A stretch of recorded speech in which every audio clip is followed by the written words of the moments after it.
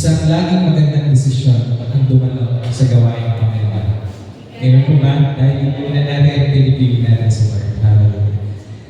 Let me share to you sa inyo po sa Proverbs 3 verses 1 to 5. And it says here, "My son, do not forget my teaching, but keep my commands in your heart." And how many of us po, minsan, may mga utos sa atin ng mga magulang sa anak natin, kapag nakalimutan natin, napapahamak tayo.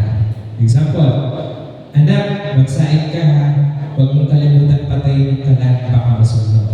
Nagsaing ka ba? Pero, kinalimutan, patayin ka lang sa masunog. Diba? Kaya anak, huwag ka pumunta dyan, mapapahamak ka lang. Medyo may katigasan, hindi sumunod, napahamak ka.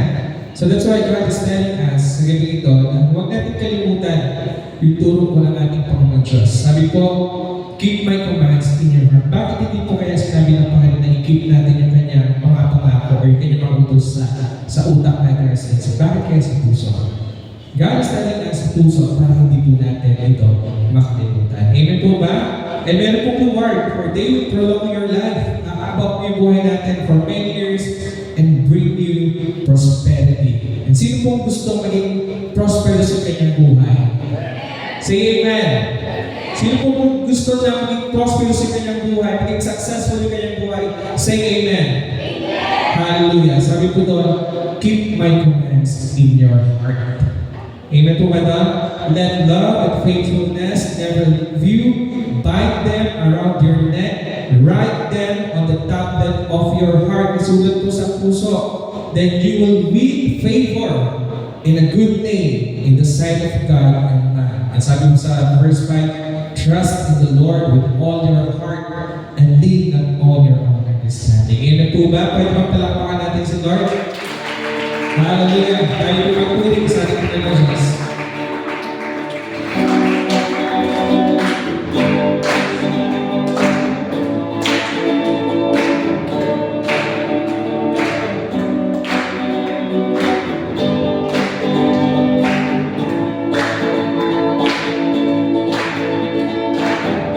Pumulihing ka sa awit, pumulihing ka sa dinig, pumulihing ka, pumulihing ka, pumulihing ka sa bawat sandali, pumulihing ka sa awit, pumulihing ka sa dinig, pumulihing ka, pumulihing ka, pumulihing ka sa bawat sandali. Pagsambay inaalay, buhay mo'y ibigay, pag-ibig mo walang hanggan, noong ngayon mapagkaliman.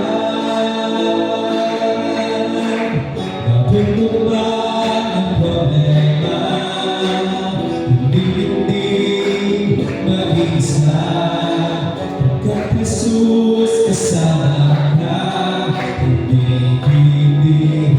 mag-aalala.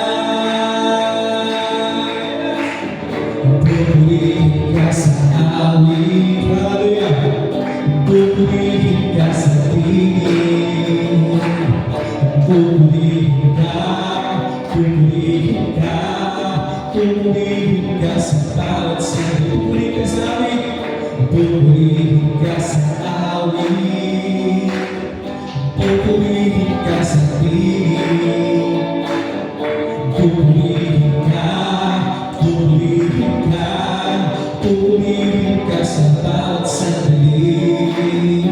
Pagsambay inaalay, buhay ko'y ibigay, pag-ibig mo'y walang hanggan, noong ngayon mapagkaliman.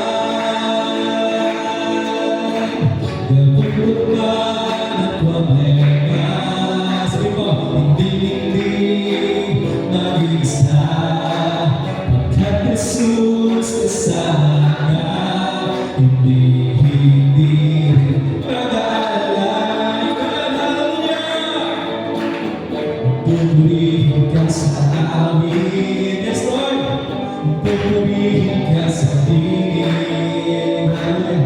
Pupurihin ka, pupurihin ka, pupurihin ka sa bawat sandali. Pagsabay aalay, buhay ko'y ibigay. Pag-ibig mo walang hanggan, noon, ngayon, mapagkailanman.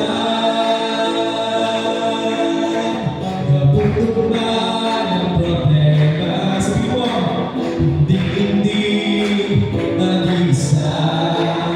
Pagkat Jesus kasama ka, hindi mag-aalala. Pupurihin ka sa amin, pupurihin ka sa dilim. Pupurihin ka, pupurihin ka, pupurihin ka sa bawat sandali. Gabutok man ang problema, hindi mag-isa. Pagkat Jesus kasama ka, hindi mag-aalala. Pupurihin ka sa awit, pupurihin ka sa dilim. Pupurihin ka, pupurihin ka, pupurihin ka sa bawat sandali. Pupurihin ka sa awit, pupurihin ka sa dilim. Pupurihin ka, pupurihin ka, pupurihin ka sa bawat sandali. Pupurihin ka, pupurihin ka, pupurihin ka sa bawat sandali. Pupurihin ka, pupurihin ka, pupurihin ka sa bawat sandali.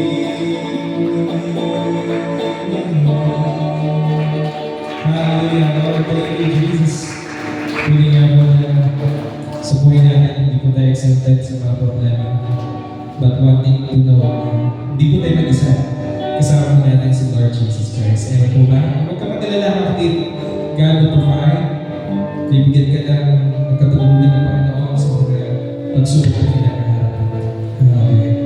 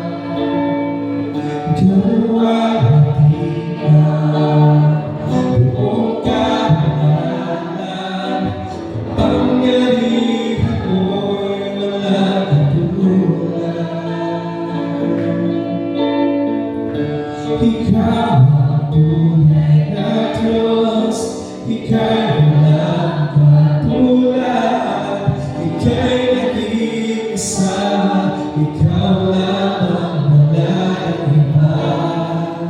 Sa'yo ang aming awit, dinggin aming tinig, isisigaw sa buong mundo.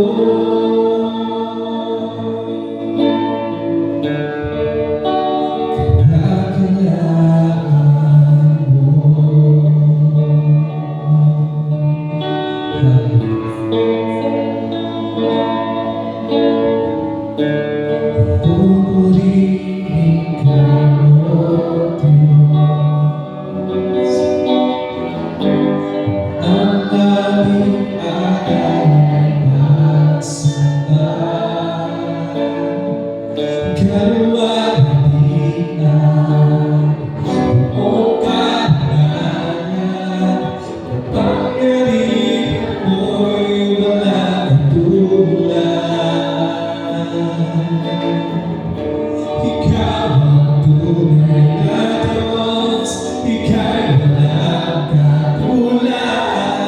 ika'y nag-iisa, ikaw lamang, wala nang iba.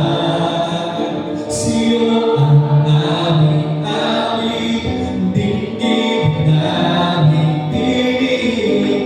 Isisigaw sa buong mundo, ikaw ang tunay na Diyos. Ikaw ang tunay na Diyos, ika'y walang katulad. Ika'y nag-iisa, ikaw lamang, wala nang iba.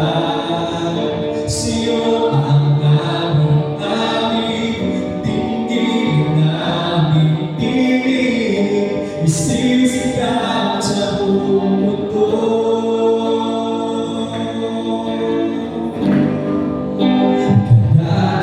Kadakilaan mo. Minsan pa mamigay sa Panginoon.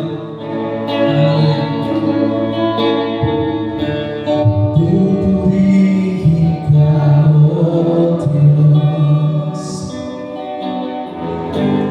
Ang aming alay ay pagsamba. Kaluwalhatian, buong kabanalan, kapangyarihan mo'y walang katulad. Ikaw ang tunay na Diyos, ika'y walang katulad. Ika'y nag-iisa, ikaw lamang, wala nang iba.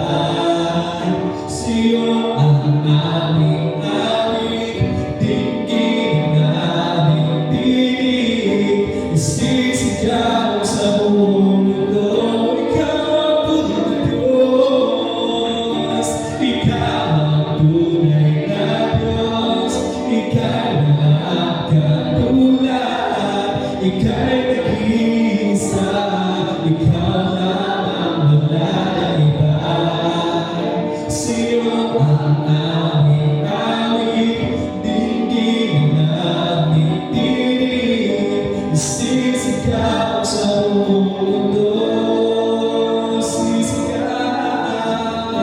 Isisigaw sa buong mundo. Isisigaw sa buong mundo.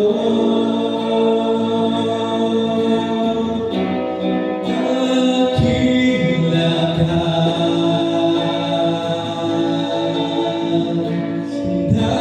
dakila ka.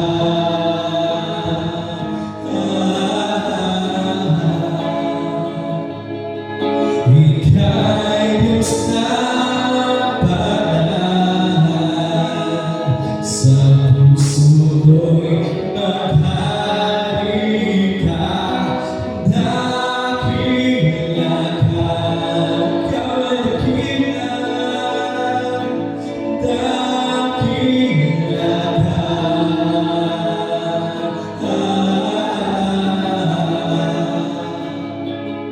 Sa'yo alay ang aking pagsamba. Dakila ka, ikaw ay dakila. Dakila ka.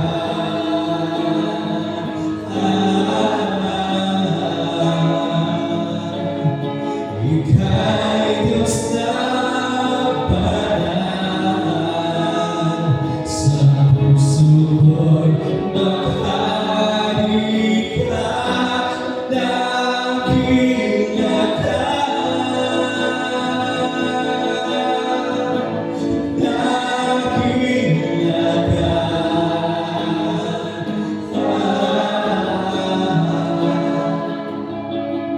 Sa'yo alay ang aking pagsamba. Sa'yo alay,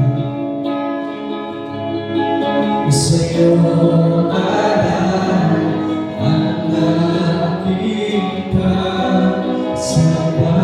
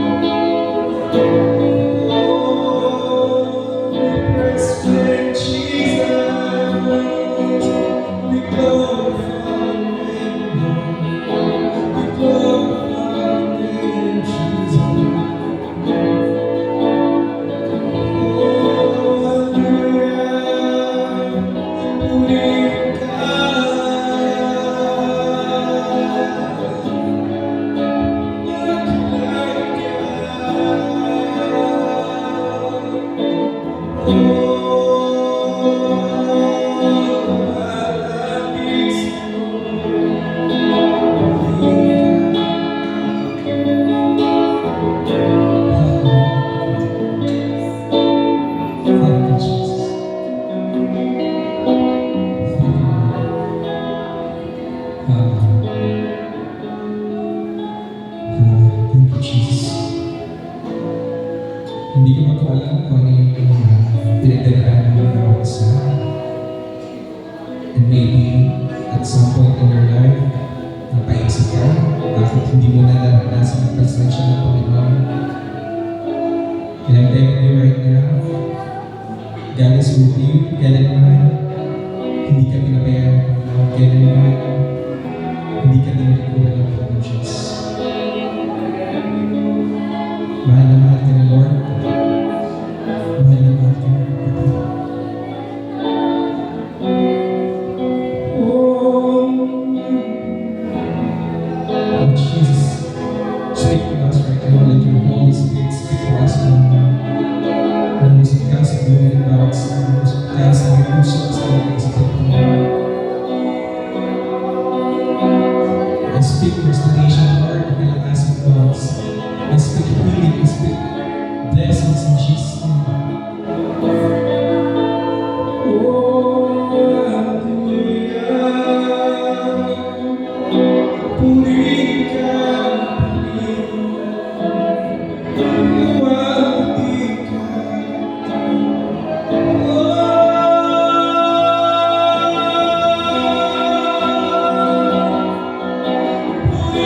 ka.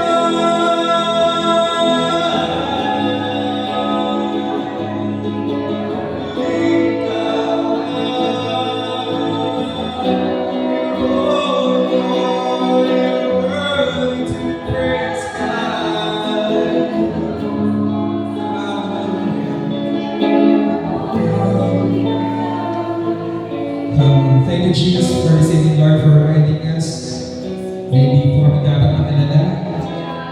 Hindi po dapat kami manumang Panginoon Diyos sapagkat hindi kami nag-iisa. Ikaw ay kasama po namin, Panginoon.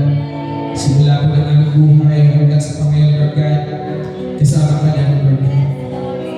Thank you, Lord, for reminding us that you came into this world, Panginoon, para ipakita yung pagmamahal mo sa buhay ng bawat isa, Lord God.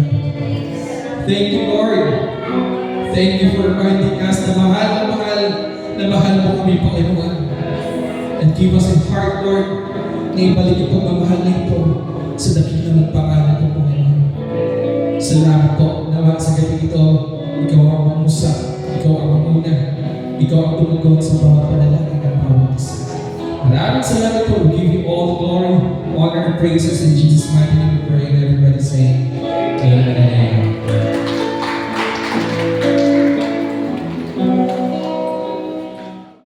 Isang mapagpalang gabi po sa bawat isa.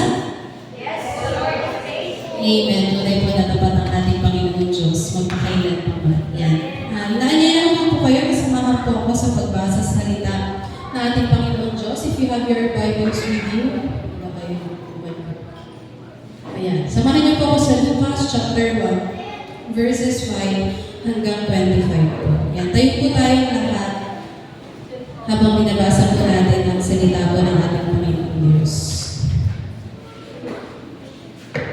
Yan. Lucas chapter 1, verses 5 to 25. Sagot-sagotan po natin itong gagawin. Ako po sa una, tapos kayo po yung sa susunod. Diyan na po ba kayo? Amen. Yan. Sige po. Ito po ay ang pahayag tungkol sa pagsilang ni Juan na taga-bautismo. Verse 5, noong panahong si Herodes, ang hari ng Judea, may isang paring Hudyo na kabilang sa pangkat ni Abias na ang pangalan Zacarias. Ang kanyang asawang si Elizabeth ay mula naman sa angkan ni Aaron.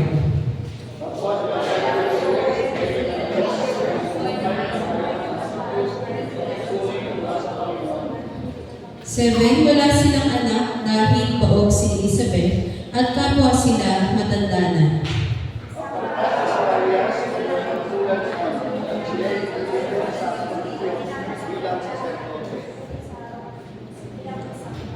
Nine, nang sila'y magpalabunutan ayon sa kagulian ng mga paring Hudyo, siya ang napiling magsunog ng insenso. Pumasok siya sa templo ng Panginoon sa oras ng pagsusunog ng insenso.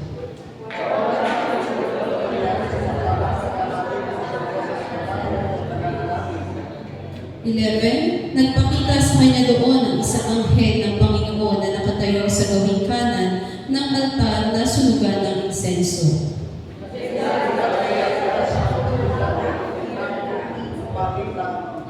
Ngunit sinabi ng anghel sa kanya, "Huwag kang matakot, Zacarias. Dininig ng Diyos ang iyong panalangin. Ang iyong asawang si Elizabeth ay magkakaanak ng isang lalaki at huwad ang ipapangalan mo sa bata."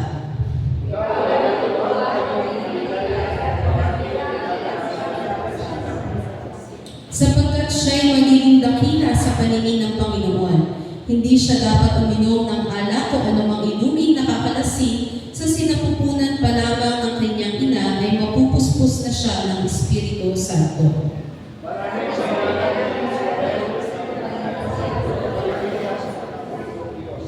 Mauuna siya sa Panginoon na taglayang espiritu at kapangyarihan ni Elias upang pagkasunuin ng mga ama at ang kanilang mga anak at panumbalikin ang mga suwail sa karunungan ng mga matuwid.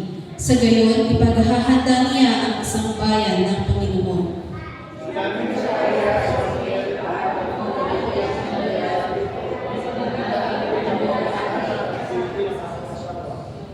Sumagot ang anghel, "Ako'y si Gabriel, na nakatayo sa harapan ng Diyos. Isinugo niya ako upang dalhin sa iyo ang magandang balitang ito."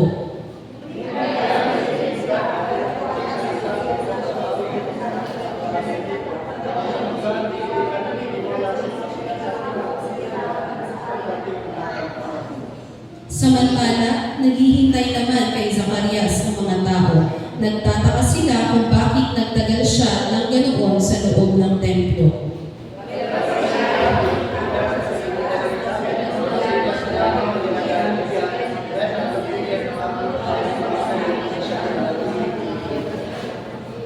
Nang matapos na ang panahon ng kanyang paglilingkod, ay umuwi na siya.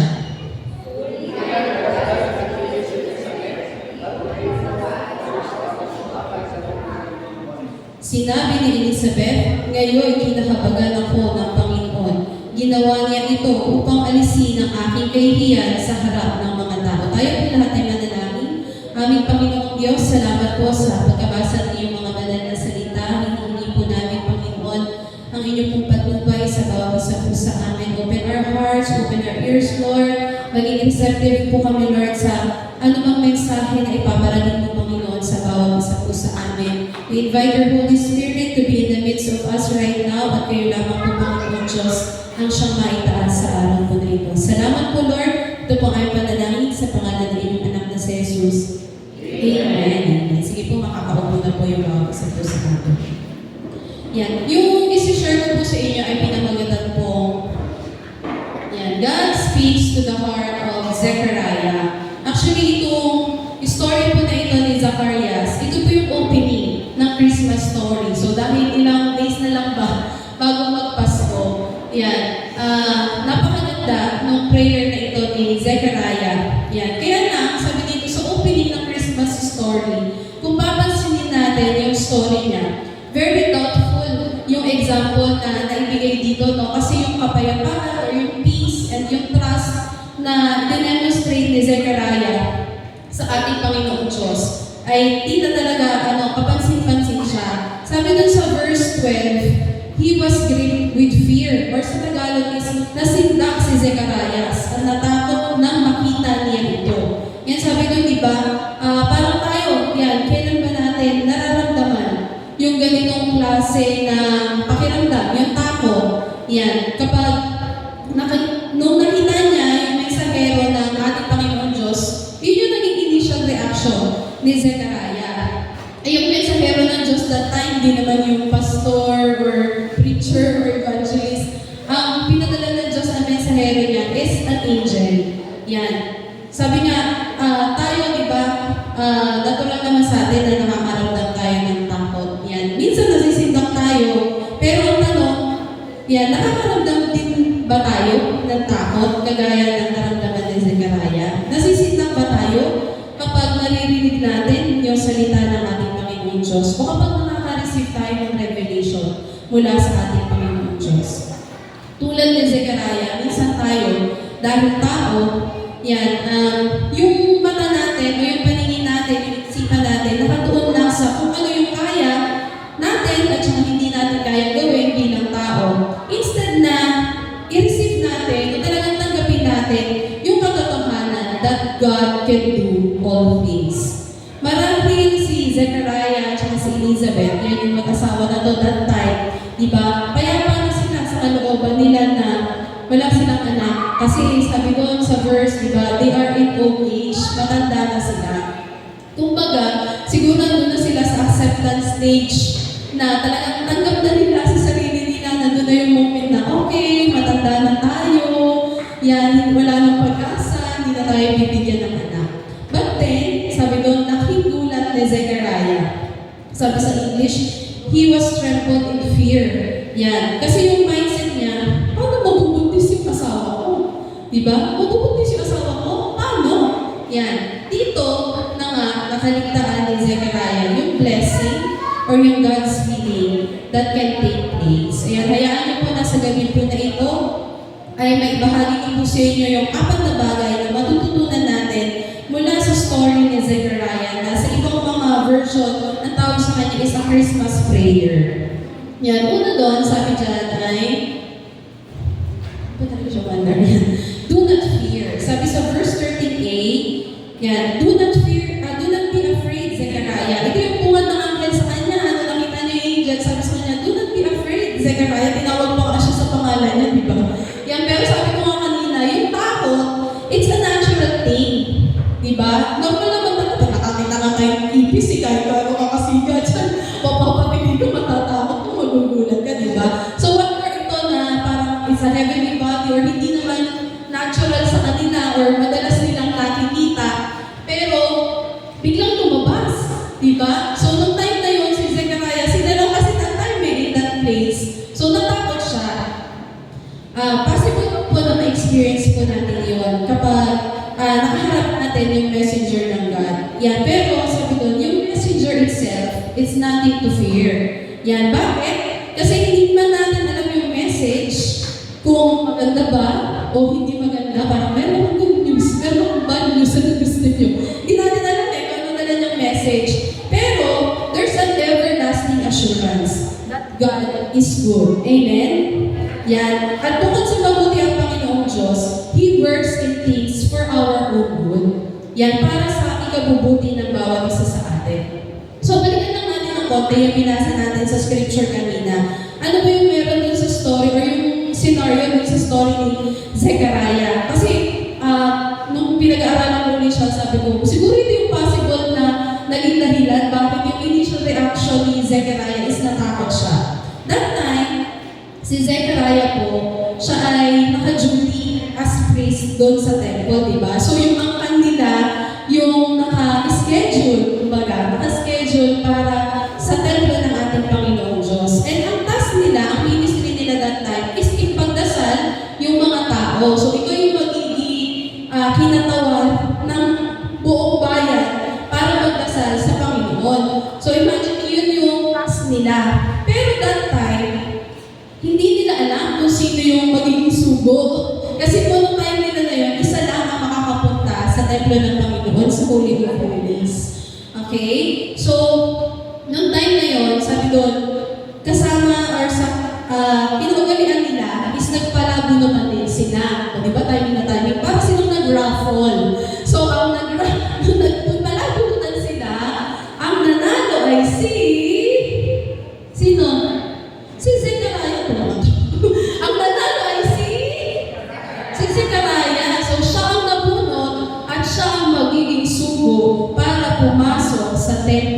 ng Panginoon. Yan. So imagine nyo, gaano yung kaba na nararamdaman ni Zechariah that moment, na siya yung kakatawan sa lahat. Parang pag kami nga sa school, sa LPC, pag ikaw ka yung parang sa aming mga heads, parang sa amin lang umiikot yung pag-opening remarks, welcome message, inspiration, at sabi ko, ako na naman. Bakit ko yung naisubo sa lahat? Ganun yung feeling eh. So siguro that time, ganun din yung feeling ni Zechariah na ikaw yung magiging kinatawan sa buo. Tapos ikaw yung isusubo doon. Sabi na doon, para siyang nasa battle ni Gideon na siya yung bala, kumbaga. Diba? But again, sabi nga, hindi kailangang matakot. Yan, kapag ang pinag-uusapan natin is mensahe ng ating Panginoong Diyos. Or even yung mensahe na hatid ng ating Panginoong Diyos. Why? Because God is good. Sabihin nga po natin, God is good. God is good. Amen. Yan. Pangalawa, sabi dyan, pinutin mo ano na talaga gumana. Pangalawa po, ayan. Pakibasa nga po, 1, 3, go! Tuloy natin yung kwento. Sabi ng angel sa kanya, do not be afraid, Zechariah, huwag kang matakot. And sabi ng angel sa pagpapatuloy, your prayer has been answered. Kung tayo, pag narinig natin ito ngayon, wow! Yun ang natin to, yung initial reaction natin. Pero, sabi, basic principle daw ng faith natin is madalas, we are torn between, did God hear me? Dininig niya ba ako o hindi? Hindi ko alam guys, saan ba ako pumunta? Maniniwala ba ako o hindi ba ako maniniwala? Kasi diba, sabi nga dyan, matanda na siya. Si Zechariah matanda na sila. Actually, hindi lang siya, pati yung asawa niya. Matanda na silang mag-asawa. Nawala na siya ng tiwala na magkakanak silang mag-asawa. And marahil po, tumingin na rin sa pag-pray si Zechariah na pagkalooban sila ng anak.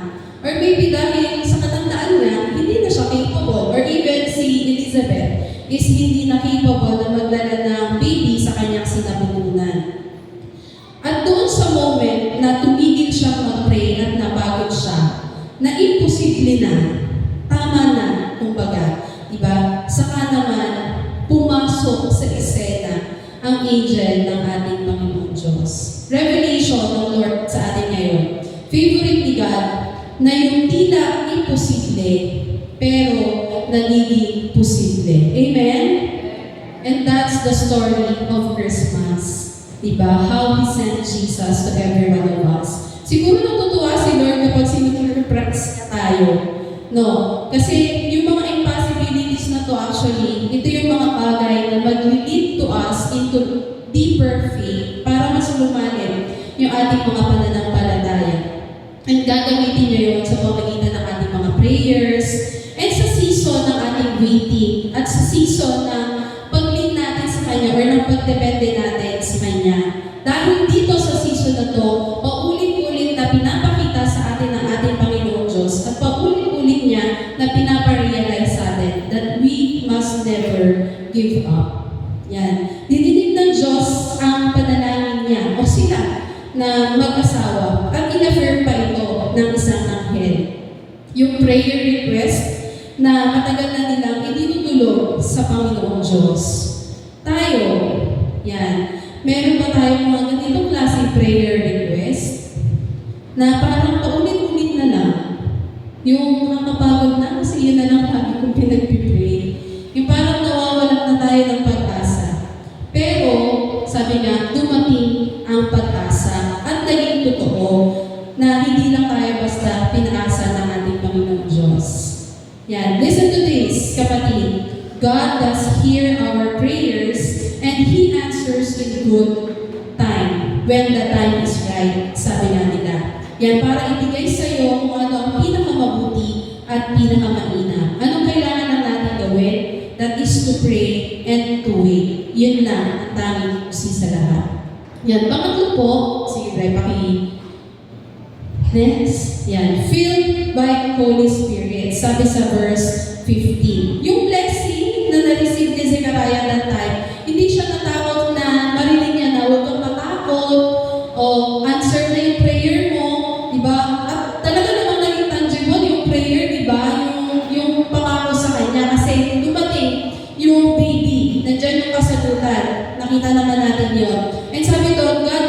the little John. Kasi ito yung first glimpse actually na kung ano yung paparating para sa lahat. Sige bro, paki-flash mo yung verse 15. Sabi sa Luke 1 verse 15, John is to be filled with the Holy Spirit from his mother's womb. So ang galing no, kasi nasa siklang pupuno ka pa lang ng nanay mo, puspus ka na ng banal na spirito. Trivia po, si John the Baptist, siya po yung first ever na person na naitala sa Bible to be filled with the Holy Spirit. Hindi lang yung basta Spirit is on him. And actually, ito din po yung tanda ng mga mangyayari sa Pentecost. Kasi yung ministry ni John is dalhin yung bawat isang tao para magbalik loob sa ating Panginoon Diyos. Yung ministry niya, ito po yung first demonstration of the power of the Holy Spirit living in us. And yun din yung nasasaad sa prophecy na nakalagay sa Malakias 3:1 na kung saan ang dinidescribe po doon actually is si John. Na yung angel also indicates that he will be the one who prepares the way. Na nabasa rin naman po natin sa Luke kanina. Diba? Na siya yung maghahanda ng daan. Yan. Nakaka-overwhelm naman talaga yun. Diba? Yung mga ganitong klaseng announcement. Especially sa isang priest na kagaya ni Zechariah. Pero sabi nga sa verse 6, ang description kay Zechariah, he is righteous and walking blamelessly. So talagang sumusunod siya ng naaayon sa kautusan na talagang nananatiling tapat sa ating Panginoon Diyos. Pero ganun pa rin yung naging reaction niya. Pero sabi niya, hindi lang niya mararanasan yung ng buong bayan, kundi siya mismo, di ba? Si Zechariah mismo, mararanasan niya kasi siya yung magiging tatay ng tao na pinuspos ng ating Panginoon Diyos na kanyang banal na spirito at tutupad doon sa propesiya na kung saan ihahanda yung daraanan ng Mesiyas. Yan. Pang-apat po, sige next. Sabi dyan, sabay-sabay po natin basahin. Go! Sa pagtatapos ng usap ni Zechariah at ng angel, actually hindi naging maganda yung ending ng ng conversation nila. Kasi napuno yun ng disbelief. Yan, yung mindset kasi ni Zechariah that time is panlupa, earthly mindset, na para matupad yung message na na-receive niya, pero worst is na left behind ang ating Panginoong Diyos. Ang description nga po dito na nilagay ng author is, he left God out of the equation. Kung bagang magsasalita si Lord, nasan ako dyan, Zechariah? Diba? Wala siya nawala siya. Kasi nakatuon lang sa Zechariah doon sa kung anong capacity niya bilang tao, kung anong kaya niya gawin. Yan, anong nakalimutan ni Zechariah? Na yung whatever message God empowers and equips us for the work He requests of us. Diba? Kung ano yung mensahe at pinapagawa sa iyo ng ating Panginoon Diyos, tatandaan natin kung hindi natin kaya, makakaya natin sa tulong ng ating Panginoon Diyos. Sabi sa ikalawang Korinto 9 verse 8, okay, next po. Sige po, sabay-sabay po natin basahin. 1, 2, 3, go! Magagawa ng Diyos na pagsaganain kayo sa lahat ng bagay at higit pa sa inyong pangangailangan upang sumagana kayo sa marasang mabuting gawa. Yan, diba? Ito yung nag-a-affirm yung empowerment and equipping na pangako sa atin ng ating Panginoon Diyos. So, tatandaan po natin that God equips and fills us with whatever is necessary to do His will. Yan, si Zechariah, kayang-kaya yung pagalingin ng ating Panginoon Diyos at yung sinasabing baog si Elizabeth, kayang i-open ng Lord yung womb niya. Yan, tatandaan po natin na yung hindi paniniwala o yung disbelief, ito po yung magpapabagal sa pagkilos ng Diyos sa ating buhay. Yan, sa story po, in-empower ng Diyos sina Elizabeth at Zechariah para matupad yung propesiya. And nakita naman natin yung resulta, di ba? Kasi pinanganak naman talaga si John the Baptist. And lumaki siya, yan, at natupad yung ministry, yung propesiya sa kanya, na inilig siya ng banal na spirito. Yan, sabi nga, kaya lang, yung pag-aalinlangan ni Zechariah, ang naging consequence po nun ay naging pipi siya. Pinatikom yung kanyang bibig. Yan, dahilan para hindi niya lubusang maibahagi yung mensahe na na-receive niya mula doon sa angel na pinadala ng ating Panginoon Diyos. Dapat daw po tayo, yan, maging kagalahan natin mensahe na nakukuha natin mula sa ating Panginoong Diyos. Mensahe na nababasa natin sa Bible, sa prayers natin, di ba? Or even dun sa mga small voice na naririnig natin, di ba, from the Holy Spirit during our quiet times. Kaya napakahalaga po nito. At hindi lang natin ito basta sarilinig. Sabi nga, it would be our joy na maibahagi yung message na nare-receive natin sa ibang tao. Yan, paalala sa atin na huwag sana tayong maging tulad din si Karaya na hindi niya na-share yung na-receive niyang message sa mga tao. Kasi sigurado that time na very disappointing yun para sa part niya. Yan. Sa akin pong pagtatapos, yan, sama-sama po natin basahin yung sinasabi sa Isaiah 55 verse 11. Yan. 1, 2, 3, go. Gayon din naman ang mga salita na lumalabas sa aking bibig. Ang mga ito hindi babalik sa akin na wala matutulan. Tutuparin ko ang aking mga balak at gagawin ko ang aking pinanais. Yan. Tandaan po natin that God's word never goes out to return empty. Yan. Kailangan pong magtagumpay yung salita ng ating Panginoong Diyos. Siyempre, ayon pa rin sa layunin na naitakda niya sa atin. At magtatagumpay lamang po ito kapag niyakap po natin yung plano niya para sa bawat isa sa atin. At hayaan po natin na tulungan tayo ng banal na spirito na nasa sa atin na. Yan. As a recap po, yan sabi sa atin dyan, is do not fear. Huwag tayong matakot. Next. Sundan ng right. Then pangalawa po, our prayers are heard. Pagdidinig ng Diyos sa ating mga panalangin.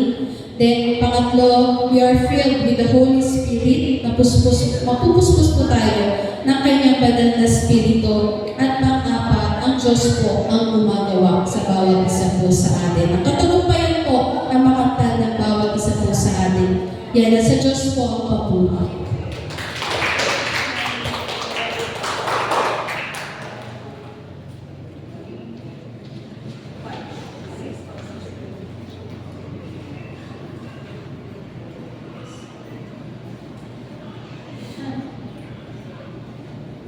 Yan, purihin po ang Panginoon sa kanyang mga salita sa gabi po ito. Yan, tayo po ay dadako lang naman sa ating mga pananalangin. Yan, nais ko pong basahin sa inyo ang Pilipos 4:6. Yan, sabi po dito, huwag kayong mabalisa tungkol sa anumang bagay, sa halip hinihiling niyo sa Diyos ang lahat ng inyong kailangan may pasasalamat. Yan, sabi nga po sa gabi po ito, yan, idulog po natin sa Panginoon at po yung mga nalalahanin po natin sa buhay, yan, sa mga naranasan po natin, sa mga kailangan po natin, yan, sa pamamagitan po ng ating pong pananalangin. Yan, makipag-usap po tayo sa ating Panginoon na may pagtitiwala sa kalooban niya para po sa atin. Yan, sa gabi po ito, yan, siguro po maghanap po tayo ng ating mga kapartner.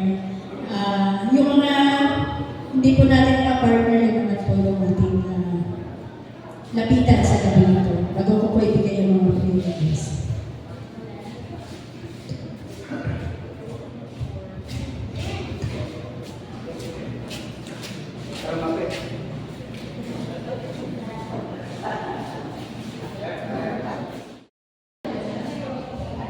Ayan, inanyayak ko po kayo na muli tumayo para po tayo manalangin. Dakilang Diyos, makapangyarihan sa lahat, patuloy ka po namin pinagpupurihan, pinapasalamatan po ako sa gabi nito. Salamat Panginoon dahil sa gabi nito, hindi lang po paghiling ang aming tinataas sa iyo Panginoon, kung hindi ang aming taos-pusong pasasalamat sa lahat ng mga katugunan, ng aming mga panalangin, sa lahat ng mga nagawa mong kabutihan sa aming mga buhay. Salamat Panginoon at sa gabi po ito, narinig mo ang lahat ng aming mga hinangin, narinig mo ang aming mga panalangin, Panginoon. Alam po namin na ikaw ang Diyos na may mabuting plano sa aming mga buhay. Kaya naman Panginoon, sa gabi po ito, kami po ay nagtitiwala na sa tamang kapanahunan, Panginoon, ipagkakaloob niyo po sa amin ang aming po mga pananalangin. Salamat Panginoon sa katagumpayan sa lahat ng aming mga dinulog sa iyo sa gabi mong ito. At sa gabi mong ito, Panginoon, patuloy din po kami nagpapasalamat sa lahat ng mga pagpapala niyo sa buhay ng bawat isa. Narito po kami na maibalik ito, Panginoon,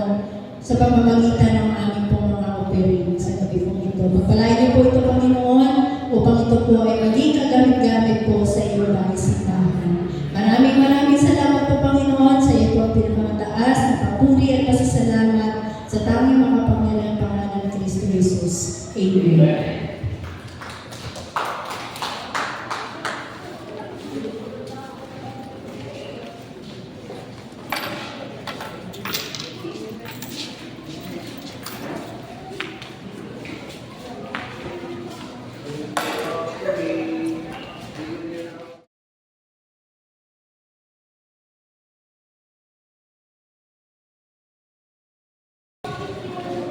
And isa po pa po yung palagpag sa ating Panginoon sa kapalitan ng Panginoon. For our announcement, nagpakitaas na po ang kamay ng ating mga choir members. Raise your hand.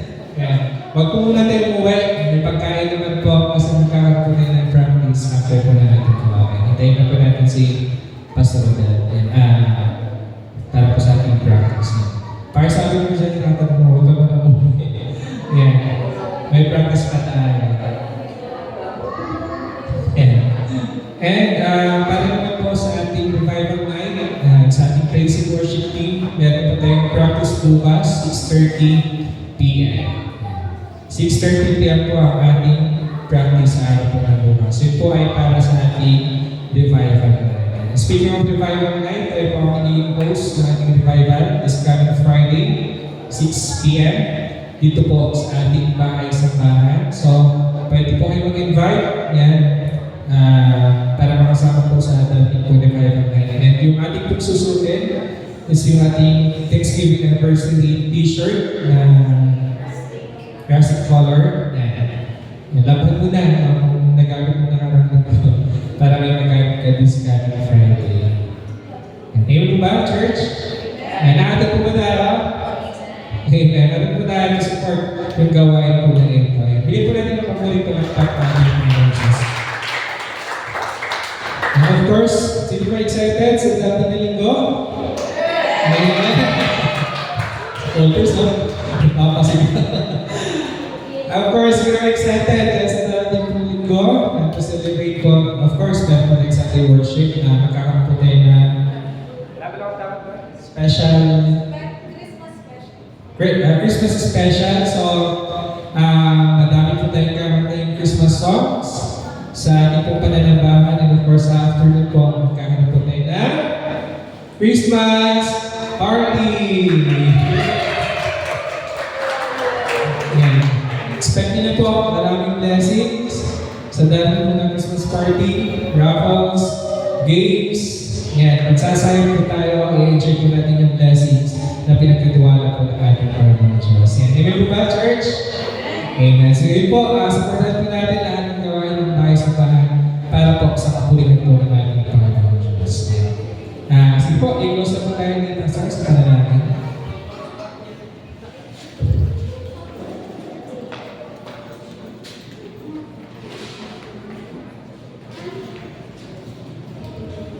Sige po, tayo po natin manalangin. Ama namin Diyos na makapangyarihan sa lahat, kunin nga po Panginoon, nagpupuri at papasalamat po kami sa tagumpay na aming po naranasan ngayong gabi po rito sa aming po pagsamba, pagpupuri po Panginoon, salamat sa inyong presensya po Panginoon, na patuloy niyo po pinapalala sa bawat isa po sa amin. Salamat din po Panginoon sa inyong mga salita na aming po mga narinig. Salamat at patuloy na kapulutan po namin ito na mabuting aral po Panginoon, magsilbing kalakasan po ng aming po mga spiritual na buhay.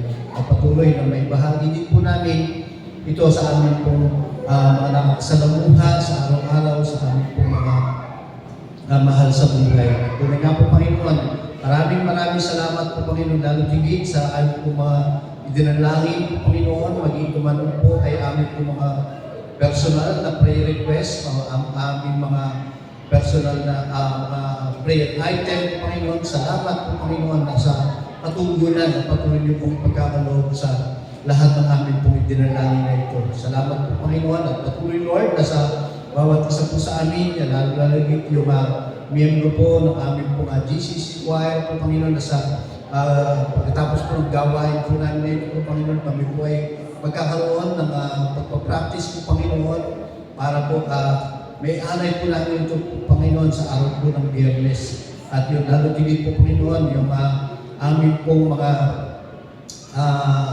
batiran din po na darao sa lugar po ito sa araw po ng Biyernes upang ikaw at amin po mapapurihan po, Panginoon. Lord, dalangin po namin na patuloy po silang samahan ng mga gawa sa gawain po na ito po, Panginoon, sa araw po ng Friday.